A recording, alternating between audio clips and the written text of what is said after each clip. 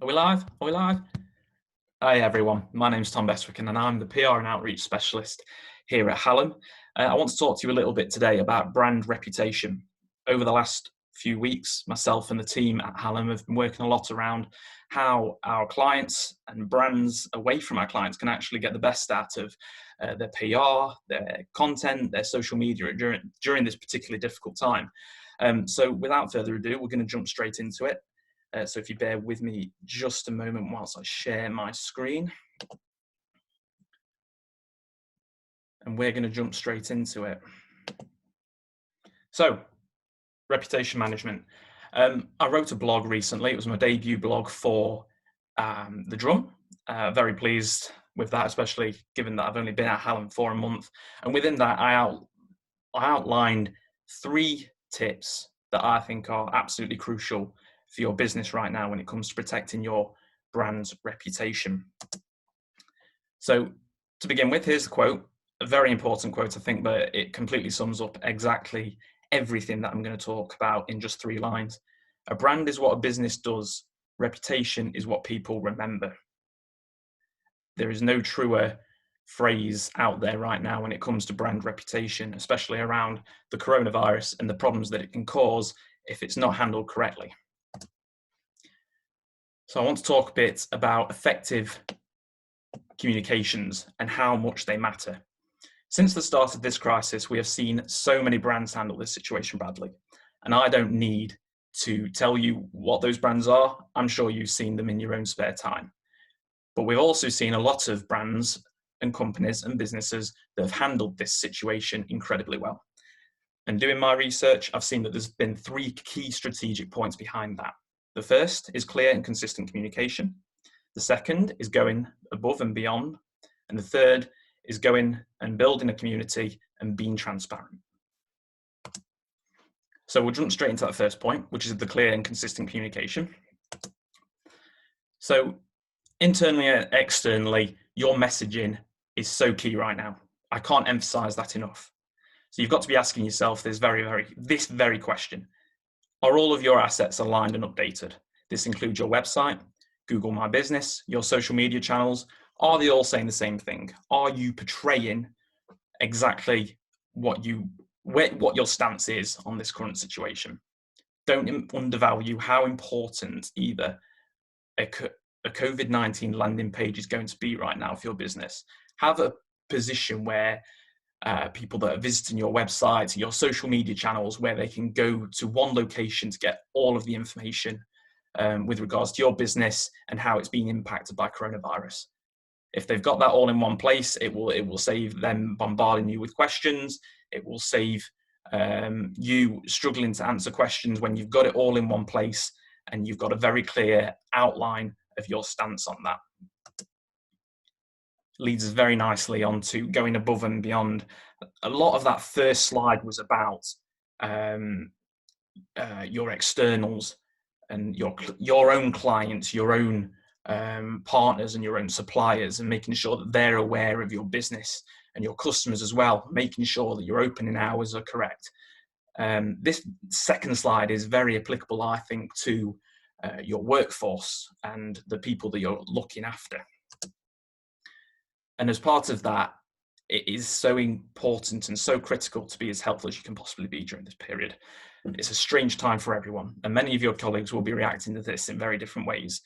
A lot, even before this virus, was being talked about with regards to mental health, and there are a lot of anxieties out there when it comes to this virus. So how can you help your colleagues when it comes to this? And a few of those points that I think are important include, can you create an FAQ sheet that a colleague can go to and they're fully aware of what they need to do in various situations? If they have any questions beyond that FAQ sheet, can you provide answers that are concise and clear and will clear up any problems that they may have? Provide options as well. Some people, and I've known this through people that I've spoken to over the last few weeks, is that some people are not feeling confident with working right now during this crisis. Some people don't want to put themselves at risk, which is completely understandable. Provide them options. Make sure that they feel safe. Make sure that they feel wanted still. So important right now just to get that right, because you don't want to be the talk of national and social media for treating your colleagues badly. Again, we have seen many examples of that over the last few weeks. Those businesses that have done it badly, I don't need to tell you who they are.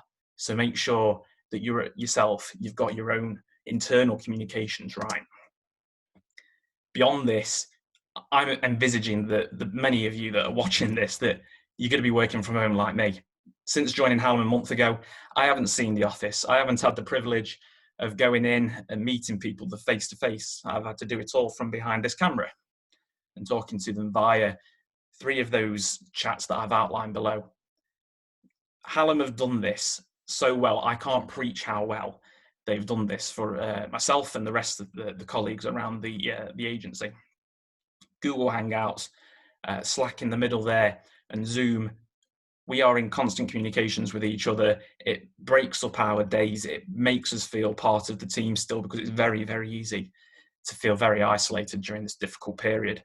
Think about how you can incorporate these technologies into your own internal communications to make sure that if your colleagues are having to work from home, that they have that opportunity to still communicate and see faces, see their colleagues, have those chats.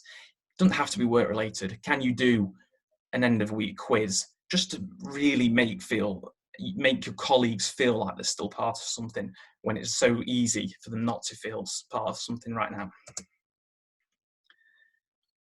On to that third and final point: create a community and be transparent. Everyone's heard of the phrase, honesty is the best policy, and I can't preach how important that is right now.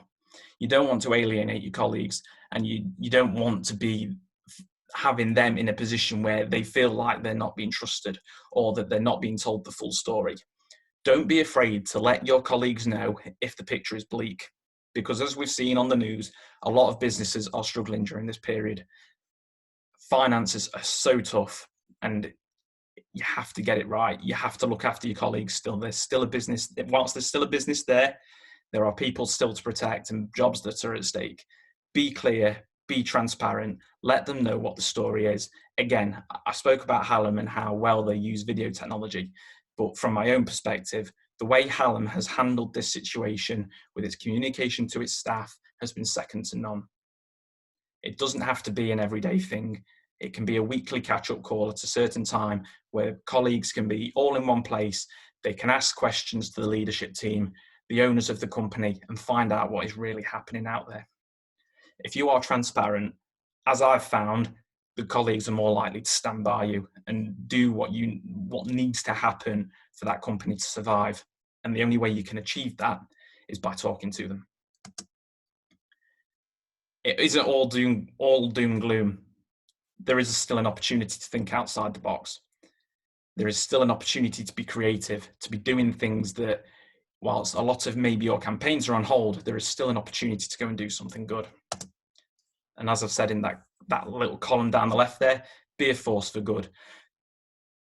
Many businesses out there will have the capabilities to go on and do something good in the local community. Have a look at your staff. Have a look, what are they doing in their spare time? What are they doing to assist a community group? Is this something that you can jump off the back of? Is this something that you can all collaborate on to really bring something of added value to your local community right now? There are many great stories out there of businesses that have gone above and beyond. It doesn't have to be around supplying that PPE equipment that is so vital. They are doing some great work in the community. In terms of, I'm looking again at Hallam, but very recently in the city of Nottingham for the Robin Hood Fund, Hallam has been part of many other businesses that have been part of a really unique auction that has raised £16,000 for a local charity. An incredible effort. And just ask yourself, can you be part of this? It doesn't have to be money value though. Can you, as a collective, raise food for a food charity, for example? How can you give back to the local community during this good time? And again, use those video channels to brainstorm with colleagues, get them to submit their own ideas, because there's going to be somebody in your business that has got a great idea that can add value right now. And last, but definitely not least, this is going to happen again. We are going to return to normal.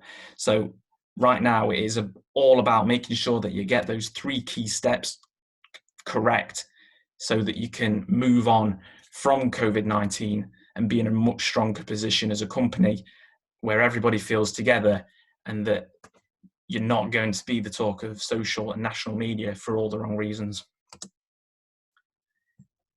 And that, everybody, is that for my first video, my debut video. Thank you so much for watching. I can't thank you enough for taking the time to watch this. If you do want to read more of that story that I did for the drum, please click on it in the link above. And I'd love to hear more of your stories of different things that you've implemented in your business to really help ride out through this period. Thank you again, and have a great day.